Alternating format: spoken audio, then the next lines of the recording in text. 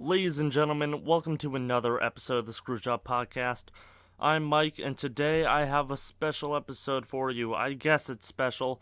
Today we will be discussing how WCW took one of the most popular wrestlers of all time, stuck them in a feud that could have possibly drawn more money than any other feud or angle in wrestling history, and completely blew it. So, with one of these situations, I like to think of the perfect world situation. What could have happened? Well, in a perfect world, you would build up the feud by giving Wrestler 1, the debuting wrestler, a decent push to start them off, let them build some hype. You don't overexpose them in matches, you don't let them get beaten. You just let the crowd get behind the new and exciting wrestler and build up towards an emotional climax. You have the wrestler challenge wrestler number 2, the established world champion, for a title match. And then you book wrestler 1 to win the match and enjoy a long-deserved championship run. Friends, that did not happen when Hulk Hogan joined WCW and challenged Ric Flair for a title match for the WCW World Heavyweight Championship on July 17th, 1994, aka Bash at the Beach. Before we talk more about the match, I want to take a minute and focus on Hogan. Sorry, cracking my neck. Hulk Hogan, I've never been a fan of his work, but he is the star of the 50th episode of the Screwjob Podcast. Check my time. Wow, it's really early. When he slammed Andre in the 50th episode. Check that out in the top right-hand corner. But Hogan was obviously working in the WWF. He then left the World Wrestling Federation in 1993 after dropping the WWF World Heavyweight Championship to Yokozuna at King of the Ring. I'm not going to put the link to the most recent episode or whatever with Yokozuna, mostly because I'm getting all my cards stacked up. I'm sure I'll mention it later, and that'll give me an opportunity to put it in the card. I'm rambling. Yokozuna,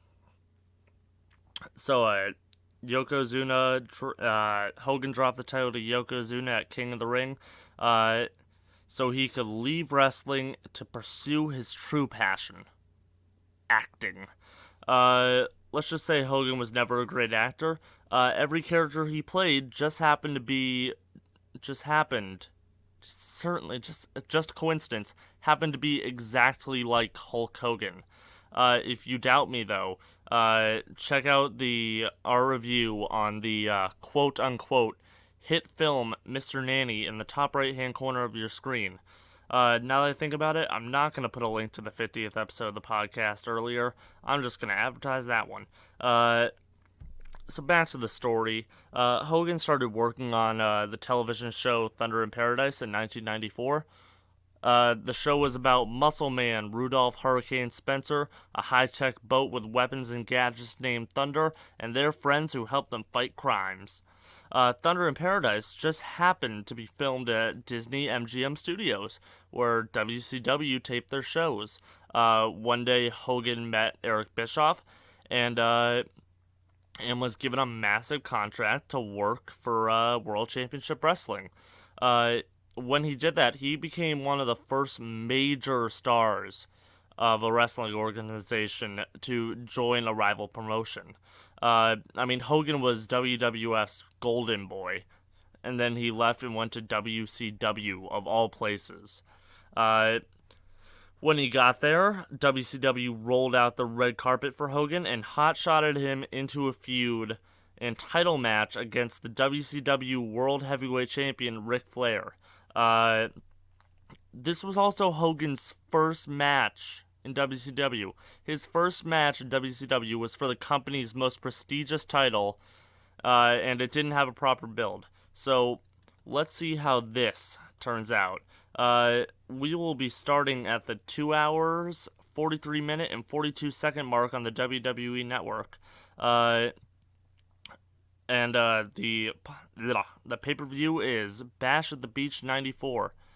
And we will be starting in 5, 4, 3, 2, 1. Start your pay-per-view. And because of the main event, we're obviously going to get some Michael Buffer. Gotta get that beautiful voice in here. I have never seen this match. I've only heard rumors of it, and I'm excited. We're getting an introduction from Nick Bockwinkel. Okay. What special thing has he done recently? Commissioner Bockwinkel?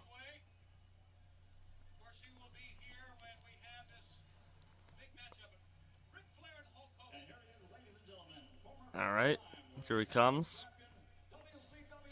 For reference, saying talk about this.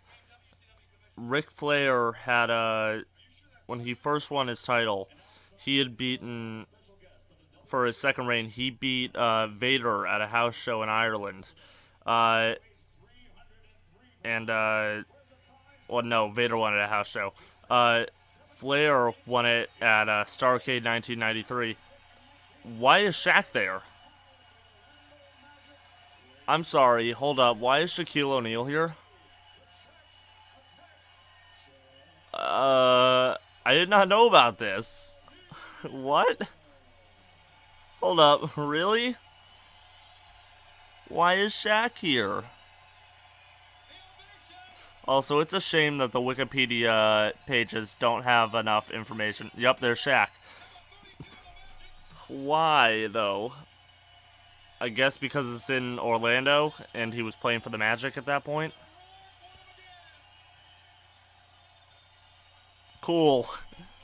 Cool, we got Shaq. Alright, sorry, back to Ric Flair. Flair won his second WCW championship, at Starrcade, the Starrcade in 1993. And it happened to be a title versus career match. Oh, and here comes Flair. One of my heroes. The man that I spent extra money for to get all of his dumb merchandise stuff. And that's why I have a piece of his robe. Oh, Sensational Sherry's with him. I have a piece of Flair's robe. I have a Funko figure that's limited edition that's Flair. I'm gonna grab it right now. Yeah. There you go. He can sit with me.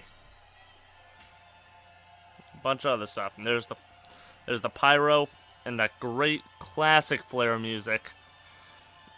Flair did win his match against Vader, which was title versus career. Then it was vacated at Stampede because of a double pin. But WWE doesn't recognize this vacancy. So he got it back when he defeated Steamboat for the vacated title. Again, they don't really count it. They count it as vacant for WCW, but not for WWE. Yes, it's very confusing, trust me. Flair won his third title on April 21st, 1994 in Atlanta, and he would then go to fight Hogan. And here comes Hulk Hogan with his song Discount Real American, which is American-made, off of his own album, Hulk Rules. Let me tell you something, that album does not rule. But he has the red, white, and blue coursing through his veins. Oh, running through. Was Jimmy Hart wearing? And Mr. T's here. We're back at WrestleMania, everybody. That guy's a Hogan impersonator. There's Hogan. He's slimmed down from the steroid trial. I think that was later. It doesn't matter. Hulkamania does rule WCW. We got Hogan here. Slim Hogan is back. More Hulk impersonators. If you want to see more of Hulk Hogan, you can check out the 50th episode of the podcast about Hulk Hogan versus Andre the Giant from WrestleMania 3, and you can find that in the top right-hand corner. Boom. Made my quota.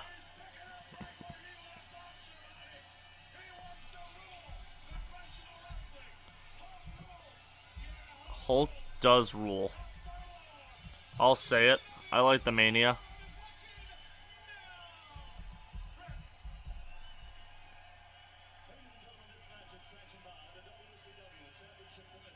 There we go, Buffer. Supervised by Bockwinkel, okay.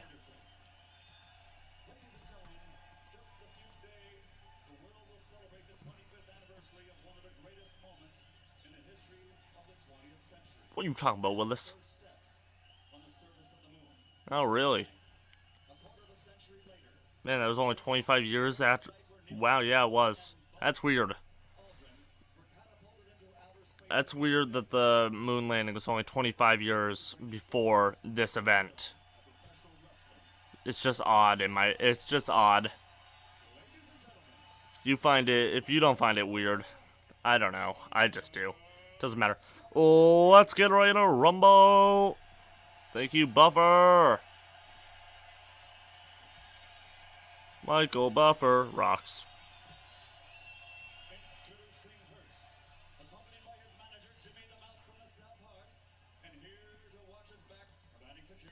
Here to watch his back. The infamous Mr. T.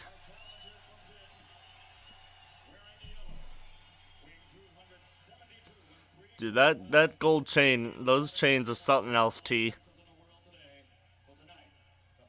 Wonder if he was wearing those rings under his boxing gloves when he fought Roddy Piper at WrestleMania 2, which you can actually find my review of that. I believe it's in Boxers episode number 1.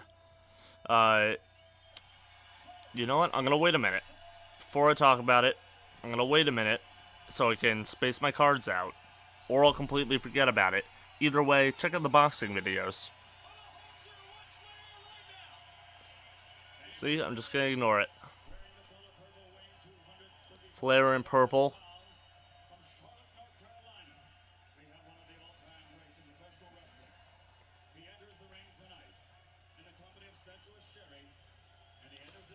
Sensational Sherry with Flair.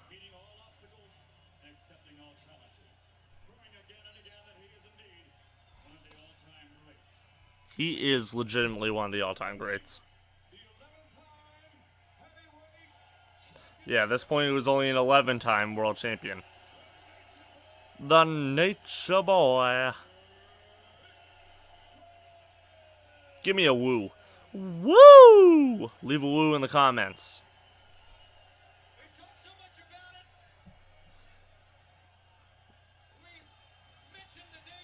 Yep, just remember, there's Shaq holding the title. Gonna slam dunk it, I hope. But I'm sorry, I forgot what I was gonna say for a minute there. And turn the volume down a bit so I don't get sued.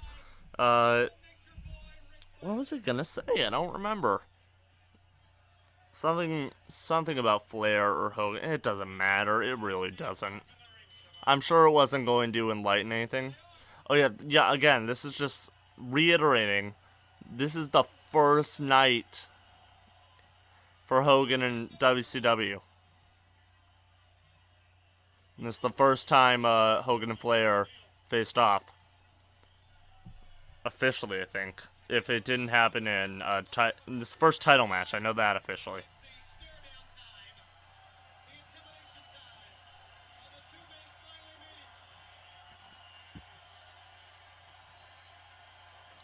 I don't know. I love Ric Flair. Hogan's okay. I'm just gonna try to enjoy this match.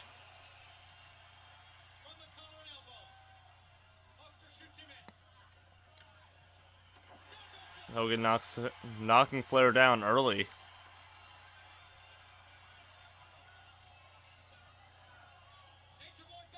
The Nature Boy. Hogan tossing Flair around like a rag doll already.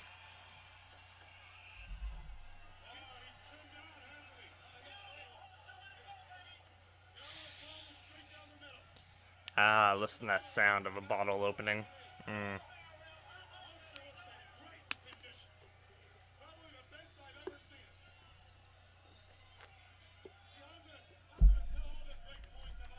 Ugh, sorry, I'm falling apart. I become a real addict. You know what? This hasn't. I'm recording this after July 4th. I spent it with my cousins, and I did officially win the butter off via forfeit. The most American way to win. But my Aunt Pam, she's an enabler. And also my cousin Katie's an enabler. They enabled me to pretty much just blow off my diet. And, yeah, I didn't put up a fight. Let's just say that. First thing she hands to me, the Diet Coke. I hadn't had a Diet Coke at that point for maybe 2-3 weeks, and that's really good for me. But nope, that streak's gone, and now I have a bottle of Diet Coke in front of me. Yep.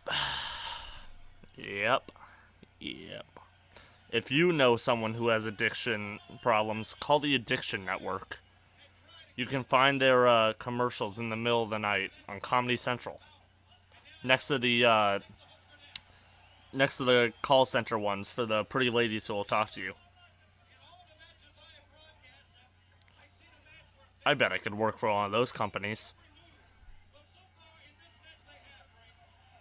Sorry, wrestling's happening.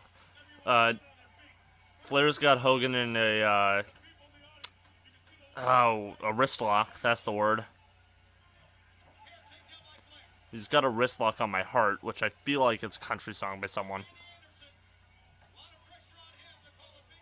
Headlock on my heart, that's a Dolly Parton song with a music video that features Hulk Hogan. Fun fact. Or maybe it's a different song. Doesn't matter, but Dolly Parton has a music video with Hulk Hogan in it, and they get married in it.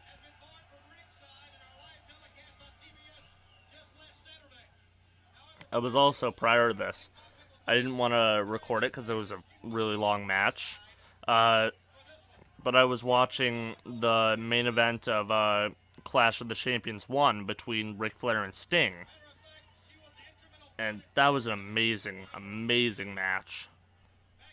But I feel like I would be exhausted just talking about it. Like, with this match, it's A, nowhere near as long. And B, I can always just talk about all this random stuff without having to focus on every action of the match. Like, the fact that Flair just kicked Hogan in the chest and then ran away. Well, the running away is the important part. And now he's hiding behind Sensational Sherry. Like, you don't get that shenanigans in that other match. But, like, Flair getting stomped on prior to that really didn't matter in the grand scheme of things. And I was talking about something else during it. And it's like, you didn't lose the experience. I feel with a match that's as good and, like, as instrumental for someone's career, like that Clash of the Champions match, I'd want to be commenting on everything that happens. Like, every small movement, like Flair getting knocked out to the concrete, or Sting getting hit with the knife-edge chops and then starting to bleed. You know, all that fun stuff. Hogan bringing Flair down to the campus in some amateur wrestling style. It looks like Hogan's giving Flair a noogie. Oh, Flair into the corner. Also, the traditionally southern WCW audience is really embracing Hogan, and I'm kind of surprised. He is a completely different style than WCW, and it really does show. Flair, classic begging spot, begging Hogan to stop. It's like when he goes over the top of the turnbuckle, it's just a classic Flair spot. Hiding behind Sensational Sherry again. Good tactic, legitimately. But he will push a woman, apparently. Flair boots to Hogan's face.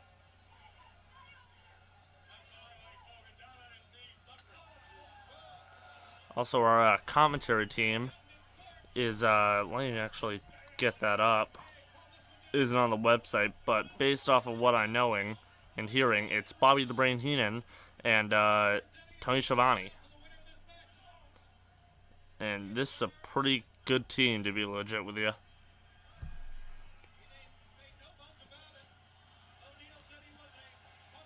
Tony Schiavone was always an above-average announcer, but he's better than Michael Cole, that's for sure. Flair going for the knee drop, whiffs it. Hogan's up. It's going to be hitting Flair in the corner.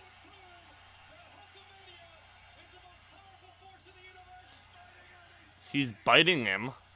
Or maybe he kissed him or something. Let them kiss. Fight, fight, fight. Kiss, kiss, kiss. Big clothesline knocks Flair down.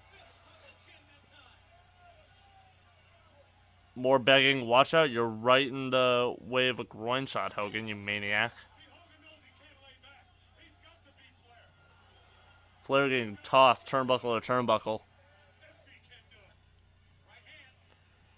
Punch to the head. More punches to the head.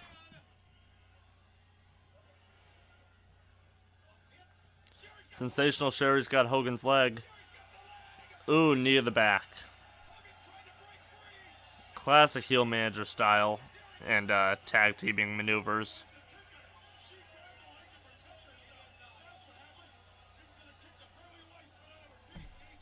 Who's gonna kick the pearly whites right out of her? Jesus Christ. Hogan tossed over the top rope. Sensational Sherry has a chair. Jimmy Hart saves the day. Jimmy Hart in his loud as heck jacket saves the day. More boots from Flair to Hogan.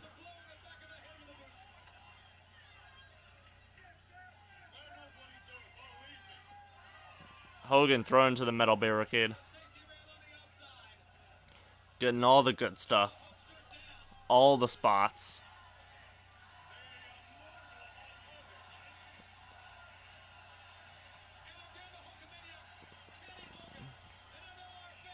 Hulkamaniacs are chanting for Hogan. In the O-Rena. I would assume it's the O-Rena. Yep, the Orlando Arena. Also known as the O-Rena. Home of Shaquille O'Neal's magic. And I'm sure other basketball players. Basketball players, not Hogan, basketball players that Shaquille O'Neal had the opportunity to face off against, such as Karl Malone and Dennis Rodman, who had a match that you can find right here in the top right-hand corner. Boom. Get that WCW match up there. Just gotta mark my time that I lost now, because I was messing with stuff. Let's go with this time. Call it a day. Ooh, knife edge chops.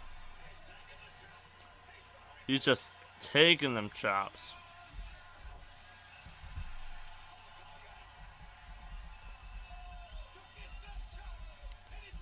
All the chops.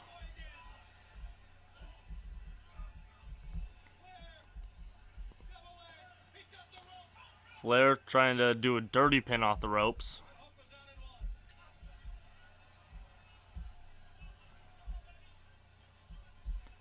I'm also trying to figure out what I messed up on, because now my margins are all messed up on my notes. Doesn't matter. I'm sure it's fine. It's my fault. That's the important thing to...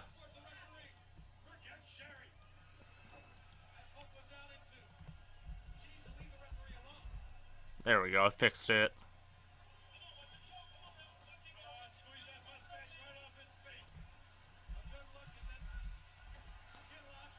Alright, cool. Fixed all my problems. Even the ones that require therapy, I fixed those. No, he didn't. Hogan getting a boost from the crowd to get up. No, he's still down. He's getting choked out. Just tap out, bro. Now, while this rest hold is happening, I can talk about all the other stuff that's going on. Yes, my family enables me, but I still love them. There's Shaq again. Shaquille O'Neal, big wrestling fan, clearly. He should open up a can of Shaq Fu on them fools. Maybe he'll fight Mr. T in a boxing match. Womp womp. Yeah, I talked about my enabling family and how I love them. I also learned that apparently if you just complain, especially in the gardening section, you can get $10 knocked off your Home Depot stuff. So you didn't hear that from me, but you heard it from me. That's what I learned. It might not work where you are, but apparently it works. It works in the area I live. So cool.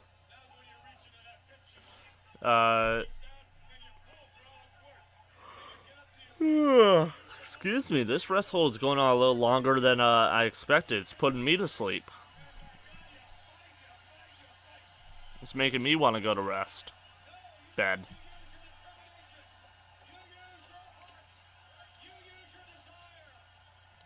Is Hogan passed out?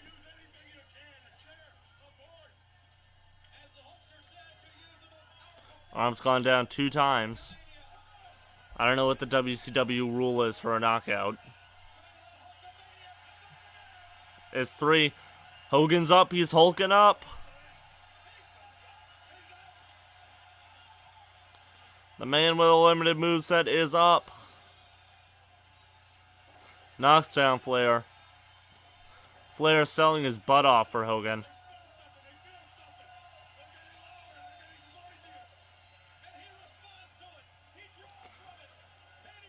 Beating on Flair in the corner. Yup, there's that turnbuckle spot. And a clothesline on the apron. Sherry just walked over him.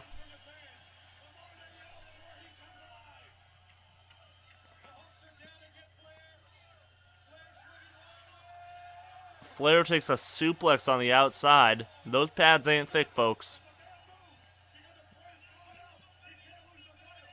That is true. If Flair is counted out, this match is over.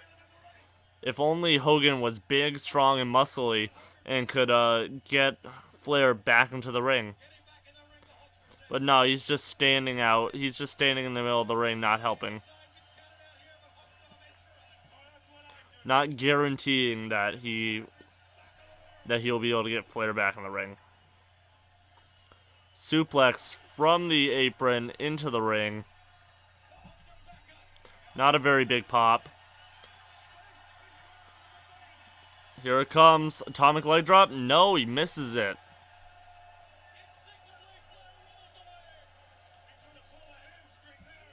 He could have pulled a hammy.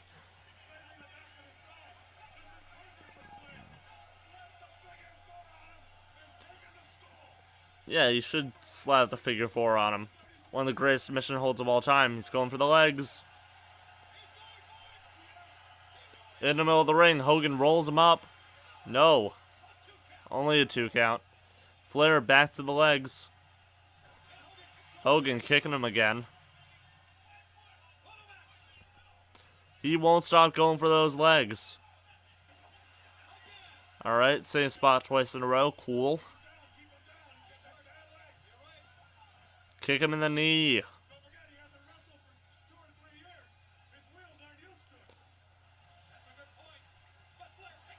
Flair with a stalling suplex. He's still holding it. There it goes. No sell by Hogan. Here it is. He's completely hulked up. He has become incredible.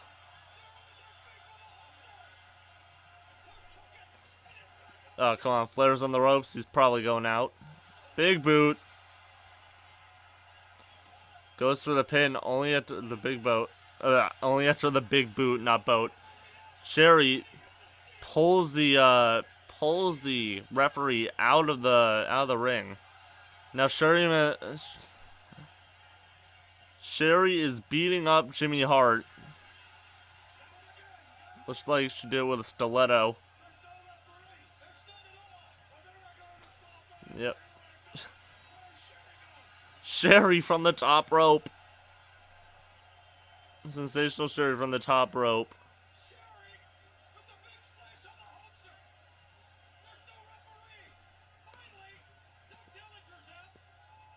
Looks like we got another ref. Nick Patrick in the ring.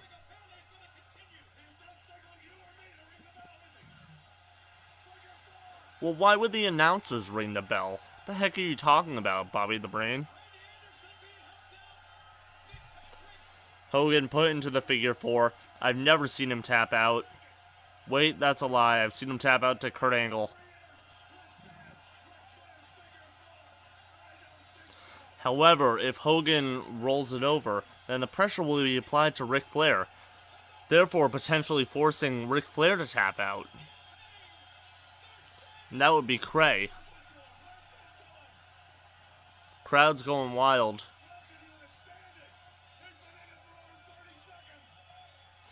He's been in it for over 30 seconds, folks.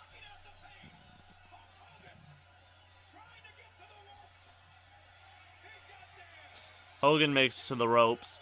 Flair's got to let go. This match is highly contested. Sherry going for Hogan. Going to strangle him with nylons.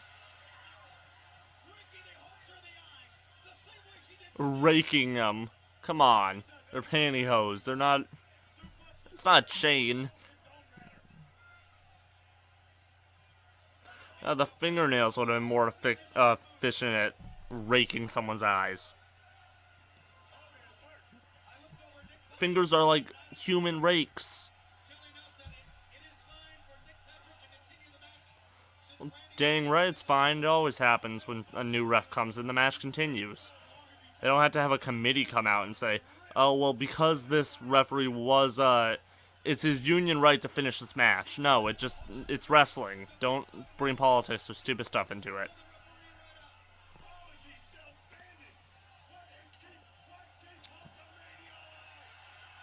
He looks like he's hulking up again, taking those chops and elbows and forearms.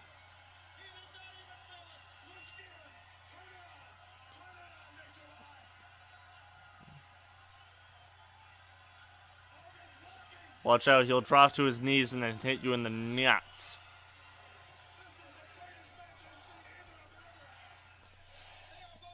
There's Shaq again. Ooh, Hogan catches a back elbow.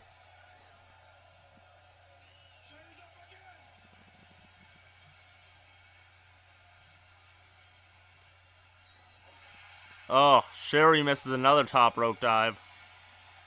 Almost got it. But she would have also gotten Flair disqualified. Which means he would have kept the title, but still. Maybe don't do that. He just slapped Sensational Sherry in the face. Hogan confirmed womanizer. Just kidding. Flair's down the middle of the ring. You know what time it is. It's atomic leg drop time. No, Hogan's putting Ric Flair in the figure 4. That would be quite embarrassing.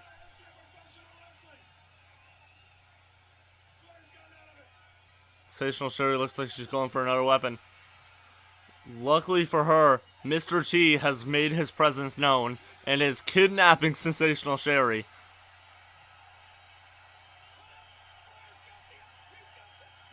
Flair's got a weapon, whatever it is, I couldn't tell.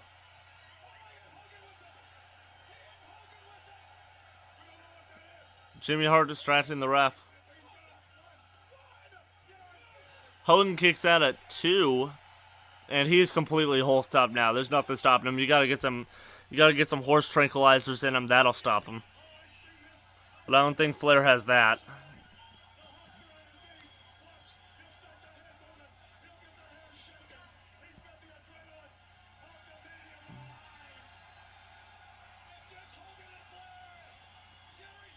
There you go, Hogan. Flair doing all he can. Hogan just knocks him down like it's nothing. This is a movable force meeting an immovable object. Big boot.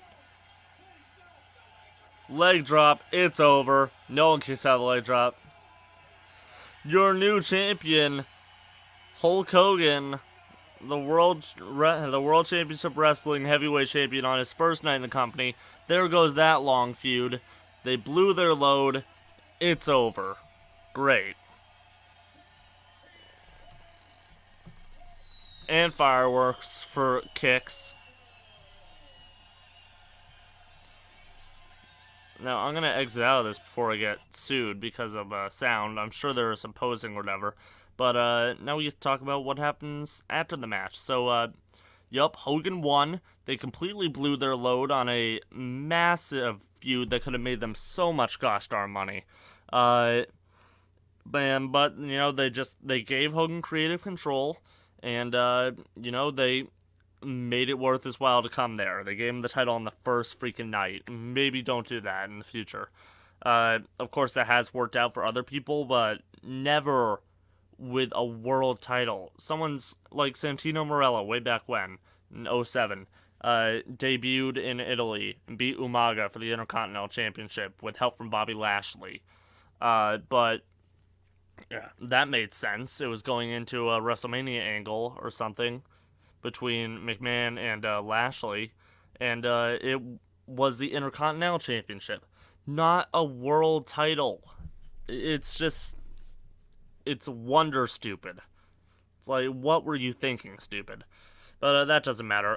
Hogan would go on to hold the title for an astounding 469 days before he lost it to the Giant at Halloween Havoc 1995, and you can find that video in the top right-hand corner as well. So after losing that, Hogan would not hold the championship again until 1996 after he went Hollywood by forming the NWO. So now it's time for me to rippy rap. First of all, leave a comment if you found this video interesting or whatever, or what you think of this blown angle and, what you would have done if you were the booker. So if you like this video, like it. If you like this content, subscribe, hit the notification bell so you can see all my new videos coming out on Fridays. Special pay-per-views for pay-per-views that happen live come out on Wednesdays generally. There won't be one, or there wasn't one recently because I was gone for all of July.